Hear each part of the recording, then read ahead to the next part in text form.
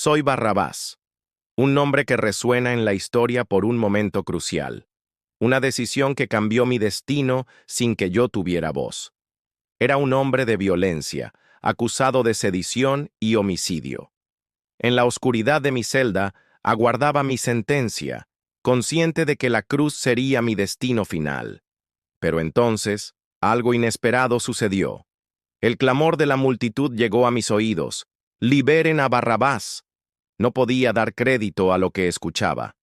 Frente a mí estaba Jesús, un hombre justo e inocente, a quien muchos aclamaban como el Mesías.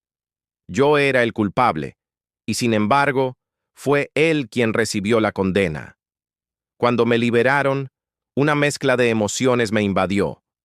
Caminé entre la gente, libre pero cargando el peso de sus miradas en mi corazón. Jesús había tomado el lugar que me correspondía.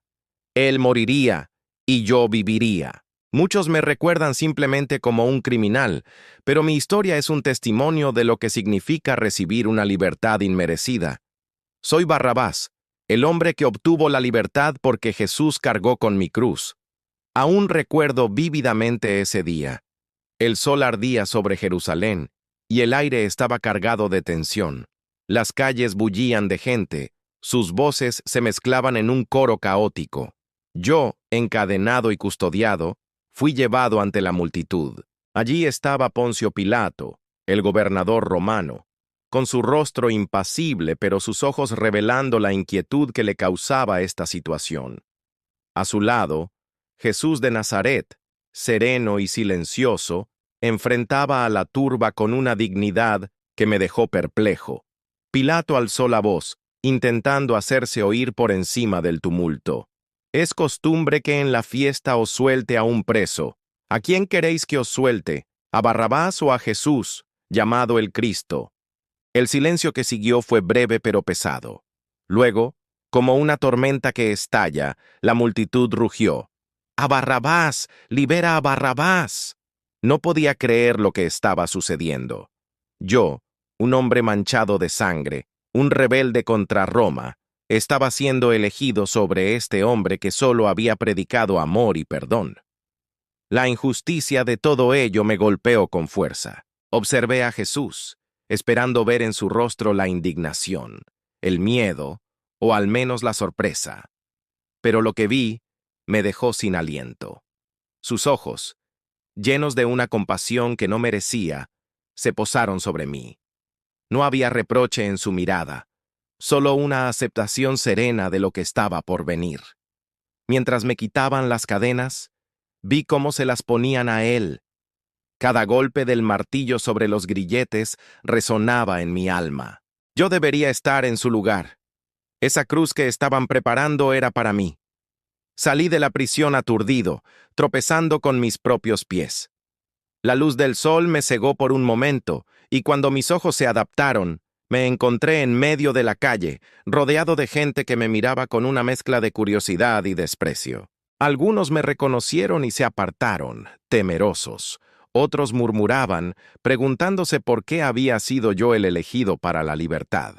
Yo mismo no tenía respuesta para esa pregunta. Caminé sin rumbo por las calles de Jerusalén, mi mente un torbellino de pensamientos y emociones. La culpa me pesaba más que las cadenas que acababan de quitarme.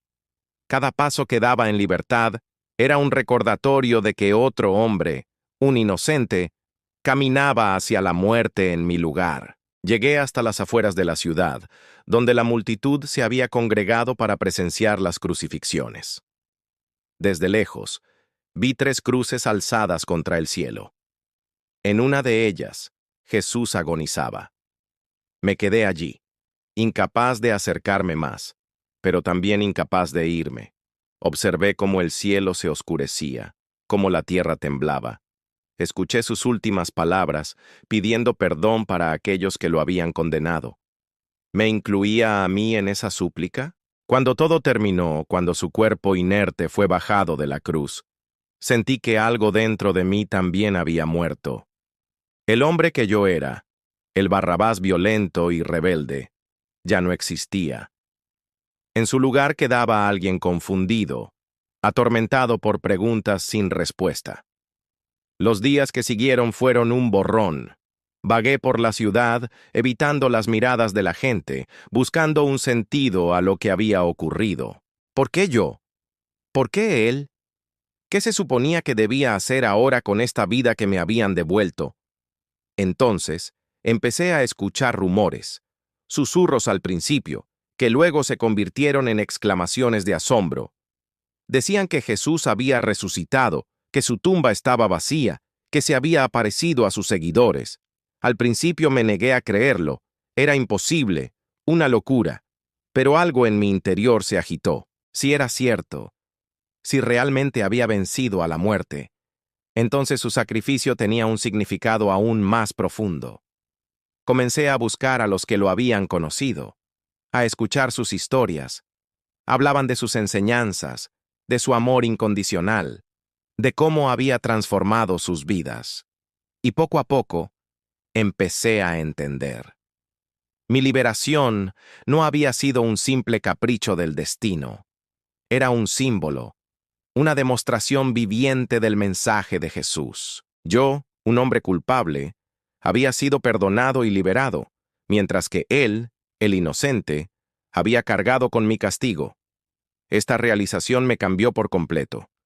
Ya no podía seguir siendo el mismo Barrabás. Tenía una deuda que pagar, no con la justicia humana, sino con aquel que había dado su vida por mí. Decidí dedicar el resto de mis días a compartir mi historia, a ser un testimonio vivo de la gracia y el perdón que había recibido.